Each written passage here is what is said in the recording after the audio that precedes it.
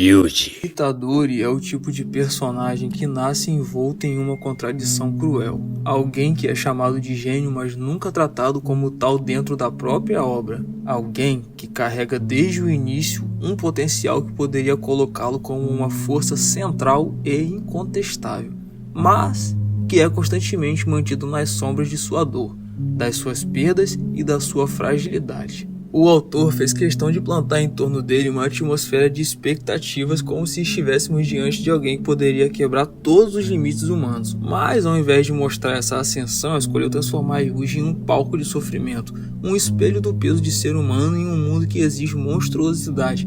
E é nesse espaço de negação, nesse abismo entre o que ele poderia ser e o que ele realmente é mostrado, que a verdadeira tragédia do personagem se revela, porque Yuji não é apenas um protagonista, ele é o exemplo vivo do que significa carregar promessas nunca cumpridas. E então somos iludidos desde os primeiros momentos, quando Gojo Satoru olha para aquele garoto que não deveria estar ali, que não tinha nenhuma obrigação de mergulhar nesse inferno de maldições e ainda assim escolheu se sacrificar para salvar alguém. A sensação que fica é clara, estamos diante de um talento absurdo. Gojo, que é o homem que define o topo do poder, enxerga nele algo único, uma centelha que poderia se tornar uma chama capaz de iluminar o mundo. Não é qualquer um que chama a atenção de Gojo dessa forma, não é qualquer um que recebe esse tipo de reconhecimento, só que o problema é que essa promessa nunca é entregue da maneira que deveria, porque enquanto os outros prodígios da história estão exaltados, são construídos como monstros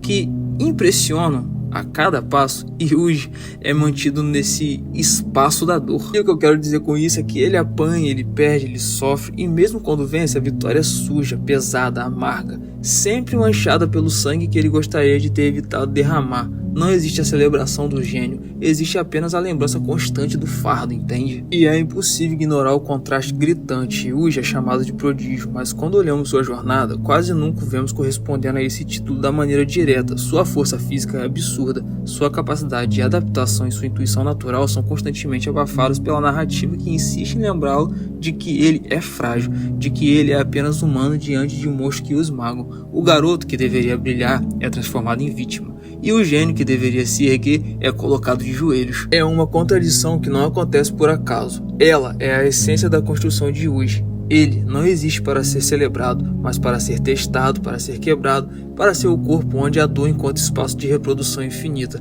A promessa da grandeza é o que sustenta a nossa expectativa, mas o que vemos na tela é a miséria da condição humana frente ao inescapável. A única vez em que essa promessa parece se aproximar de se concretizar acontece no fim da luta contra Mahito. Até aquele ponto, Yuji era a caça, o garoto que corria, que reagia, que lutava apenas para sobreviver.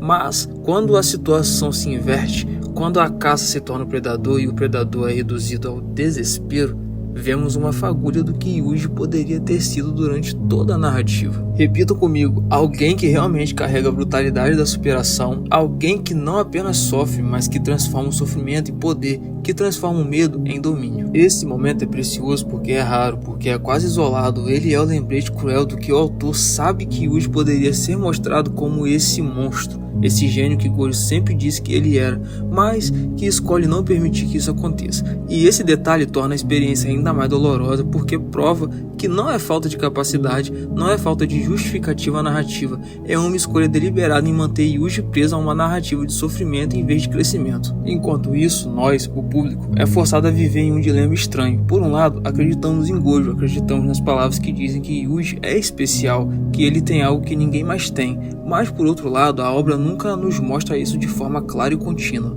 Nunca nos entrega provas suficientes para que possamos sentir esse prodígio de forma palpável. A confiança no talento de Yuji não nasce de suas ações, mais do que os outros dizem sobre ele. Ele é um gênio pela voz dos personagens, não pela construção da narrativa. E essa dissonância cria um vazio profundo, porque sentimos que estamos assistindo não a evolução de um protagonista, mas a erosão lenta de alguém que nasceu para ser algo que nunca será mostrado. O que resta é a dor, a perda, a constante lembrança de que Yuji não é o que poderia ser. Ele é a promessa que não se cumpre, a semente que não germina. E esse vazio se amplia porque Yuji não é apenas o protagonista, ele é o canal da humanidade dentro desse mundo. Ele é quem sente, quem chora, quem se quebra. Todos ao seu redor possuem habilidades absurdas, técnicas complexas, heranças que os definem, mas Yuji é apenas ele mesmo, carne, osso e uma força física que deveria ser um diferencial, mas que na prática parece sempre insuficiente. E é aqui que existe um ponto crucial. Justamente por ser humano demais, Yuji se torna gênio. Sua adaptação, sua resistência, sua capacidade de enfrentar o impossível sem nada além da sua própria vontade são o que o diferenciam, só que o autor nunca o coloca em uma posição de reconhecimento por isso. Ao invés de ser celebrado como um humano que ultrapassa seus limites, Yuji é lembrado como uma vítima que carrega peso demais. O talento que Gojo enxerga nunca é colocado em cena como deveria, e o resultado é um protagonista que é menos um herói e mais um mártir. A sua genialidade não é mostrada, é apenas citada.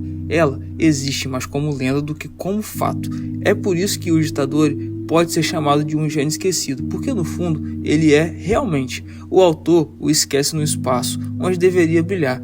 O prende em uma narrativa de dor que impede a ascensão. E mesmo quando vemos se erguer, quando vemos de fato dominar, esses momentos são curtos, quase raros, como se fossem concessões em meio a uma vida feita de derrotas. É como se Yuji tivesse nascido para ser grande, mas condenado a ser humano. O público acredita porque quer acreditar. Gojo acredita porque enxerga aquilo que o autor se recusa a mostrar, mas a narrativa insiste em negar, e é assim Yuji se torna um exemplo mais cruel do que significa criar uma promessa e depois apagá-la, porque ele não é apenas um protagonista, ele é o reflexo da frustração do propósito público, o herói que carrega a glória nas palavras, mas a tragédia nas imagens. E talvez seja justamente isso que torna Yuji tão marcante. Mesmo sem ser mostrado como o gênio que deveria ser, ele é a lembrança de que às vezes o potencial não importa, de que às vezes a promessa nunca se cumpre, de que o sofrimento pode ser maior que o talento e de que o verdadeiro fardo não está em ser fraco, mas em ser fraco bastante para ser lembrado como prodígio e ainda assim nunca receber a chance de mostrar essa força. E Yuji é a vítima da própria narrativa, um gênio esquecido não porque lhe falta poder, mas porque a história nunca permitiu que ele fosse visto como deveria.